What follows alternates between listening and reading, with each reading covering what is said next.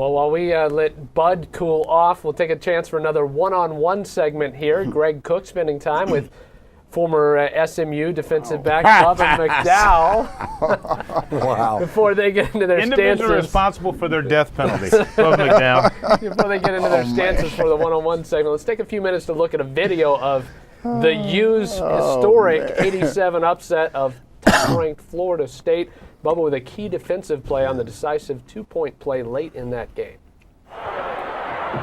Danny McManus has talked Bobby Bowden out of going for one in a tie. The players want to go for the win. McManus was over talking to the coach. So the drama in Tallahassee has come down to this. The coaching staff earlier this week decided to go for the tie.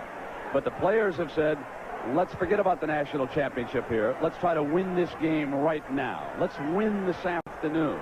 And after all, if this is successful, then Florida State very much on track for a possible national title. Miami has called a timeout after studying the formation. And here they come. The two-point conversion after the touchdown. No good. Miami leads it 26-25 with 42 seconds to go. The gamble fails in Tallahassee. Say a funny call there. That Carter, the tight end, I thought was open outside the flat, but McManus tried to throw it up in the air, thinking that Carter could out-jump the defenders.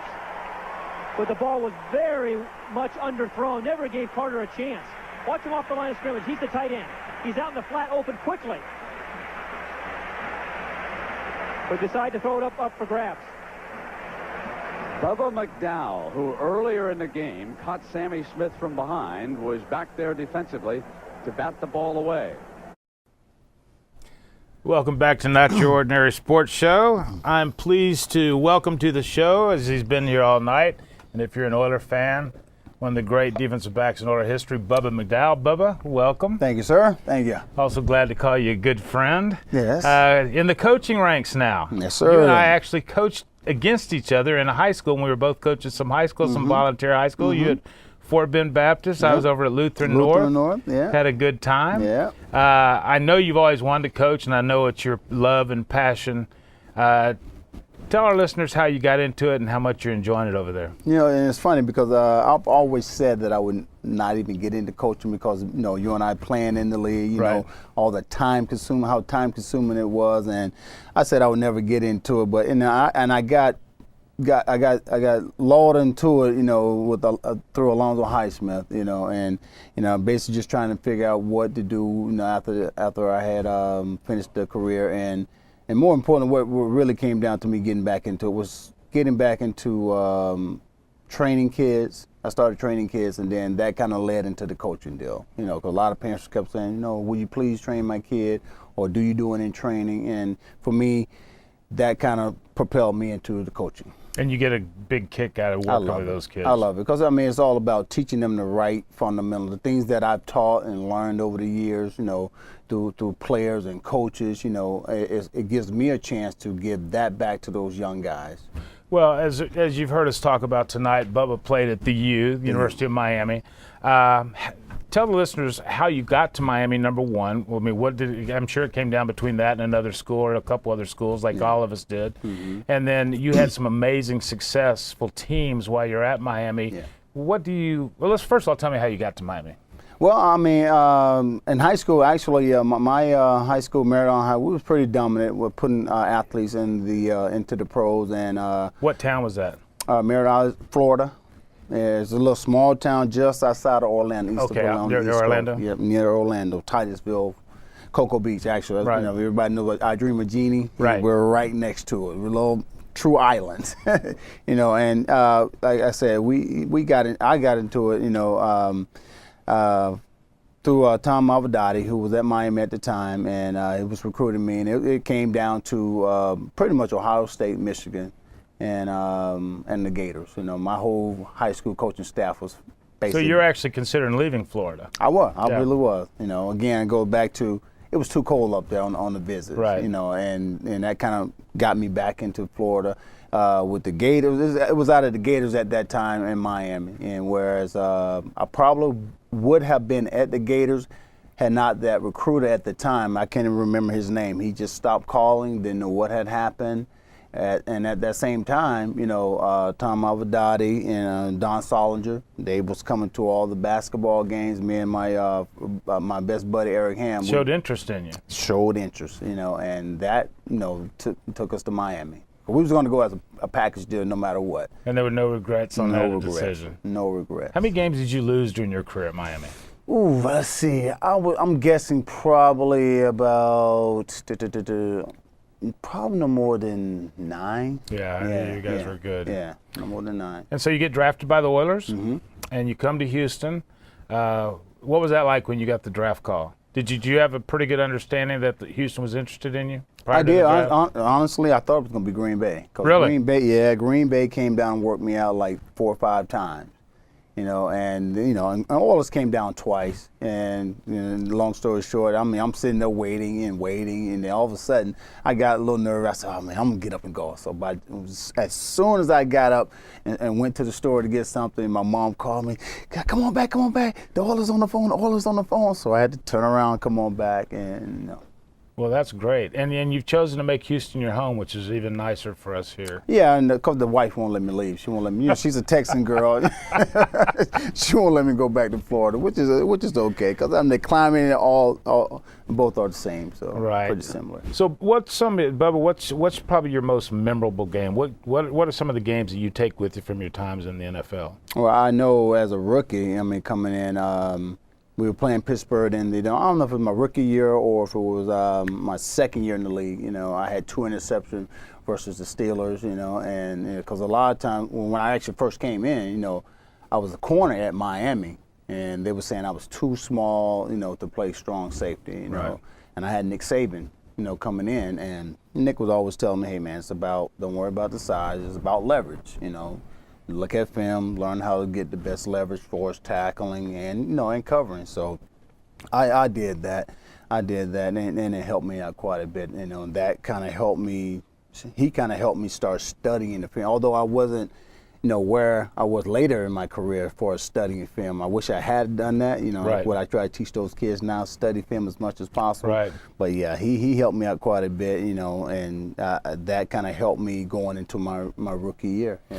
Who was one of the guys that you just, we all, as like an offensive lineman, you had a guy you'd face the night before your stomach was kind of churning. Do you have one of those guys that you had to face, you knew you had to cover the next day, that you knew you had to be at the top of your game? Well, because we played Cleveland quite a bit, and it had Eric Metcalf. Right. Everybody know about Eric Metcalf, track guy. Athletic, and then from a run standpoint, oh my God, you had Marion Butts, who was with San Diego at the time, right, and Kevin Mack. I had to see this guy twice a year. Huge, big, fast, right, can run. I had to face him twice a year. So he was, as a running back, from a run standpoint, one of the guys I hate facing. And Metcalf, because I wasn't as fast as him. Right. I always had to have help over the top. Right. What best running back during your career that you saw? Best running back? Oh, by far, Barry Sanders. Yeah. By Barry Sanders. I remember when they came into the dome, and man, it was. And people think I'm kidding about this. We actually had him in the backfield, 5 yards deep in the backfield. To this day, I still, even after looking at it, I don't know how he got back to the line of scrimmage. He made about 5 of us miss in the backfield to make it back to the line of scrimmage. He's an amazing back. He's an amazing back. I always throw, I try to tell people that Walter Payton, and he could do it all. He could throw the football, he could run it, he could do, that guy was amazing. He was. But I remember Barry Sanders. I've never seen a guy that could start and stop on a dime at full speed the way he could. Unbelievable. So what's in the future for Bubba McDowell? I still want to stay in the coaching, because like I said, I want to, see how far it'll take me. Do you have you have aspirations to be a head coach? Oh yeah, definitely. And I've been asked several times, this year, but I still got things to learn. And if you know me, I'm not the guy to just jump into anything, without knowing all I need to know. So I need to know a couple more things, from the administrative side, before I jump into the head coaching deal. Well, you always got an offensive line coach right here if you need one. There you go, baby. Who do you stay in touch with from the old days?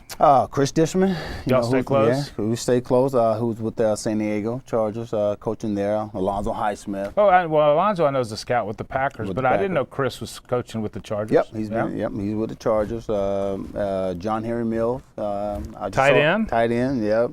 Slash, H-back, H-back. yeah. And that's my golf buddy. Between me, him, and Alonzo, we go out and play golf quite a bit. And those guys actually got me into golf. And so it's quite a few. I see Curtis Duncan, Haywood Jeffries, Webster Slaughter. I saw Haywood at FanFest, and I forgot what a big receiver he is. Yeah, I know. That's a big guy. His son is just as big over Is he Dawson. really? Yes. Now, are you still in the Sugar Land area? Actually, I'm out in Richmond now. Are you in Richmond? Mm-hmm. Yeah, we have Pastor Jay from Higher Dimension Church. We have a second campus out there at Beck Junior High School, and that's where we're located right now. So me and my wife, we're deacons in the church, so we're over there helping, try to get that community built. Well, you're definitely one of the greats that played in Houston football history here, and Houston's welcome. We're just glad that you're part of our community. I'm glad to be here. Bubba, thanks for being with us, man. Thank you, sir. Now the stage is set again. The national championship is on the line as the #1 ranked Oklahoma Sooners battle the only team successful against them in the past 3 seasons, the #2 ranked Miami Hurricanes. It's the Orange Bowl on NBC. 215-pound linebacker Bernard Tiger Clark in the middle for George Myra Jr. Rod Carter's a destroyer at the weak linebacker position. Big-time hitter Bubba McDowell has blocked 8 punts in his career. Tolbert Bain is the other cornerback. They're all big, strong, run and hit. Darrell Fullington is the strong safety, and maybe the best player on the field for the Miami Hurricanes is Benny Blades. Player pro scouts project will go in the top 5 picks. A 6-foot, 215-pound free safety. So fast he was invited to the '84 Olympic trials. A 7-yard gain brings up 3rd and inches. And already you see the taunting by both of these teams. Miami been accused of that. Frankly, I think when you're this good, you can do a little taunting. Unfortunately, though, when you don't back it up like they didn't do last year in the Fiesta Bowl losing to Penn State, it becomes an albatross. And on 3rd and less than 1, Thompson calls his own number and takes it ahead behind All-American guard Mark Hudson, who got a big block straight ahead. And the Sooners fire out and get a first down. They go to the fullback, Rydell Carr, the first down, and Ken Terry is cut down for a loss of maybe 2 yards, back to about the 46-yard line. Sure, why not? Back on Not Your Ordinary Sports Show, and the Niners threatening to put this game away. Frank Gore scoring from short yardage during Greg's one-on-one with Bubba McDowell, and they are up 20-3. The Steelers' backs against the wall now, as they got to come up with some points in a hurry. Bubba, I wanted to ask you, following up on those conversations from the old days, did playing at the U with all the whole atmosphere there, did that prepare you to play for Jerry Glanville when you first came to Houston? I don't know if you can ever get prepared for Jerry. Was he the craziest coach you ever played He for? was crazy, but I tell you what, guys, he was one of them coaches that you love to be around. I know the media didn't like him, but man, he was a funny guy out there. I mean, and the thing I loved about it, is the fact that on Wednesdays, because in my hobby, I love drag racing, and I know he loved race cars as well, fast cars, and that black Corvette he used to have. Yeah, I just kind of leave practice a little early. He used to let me go out to the track.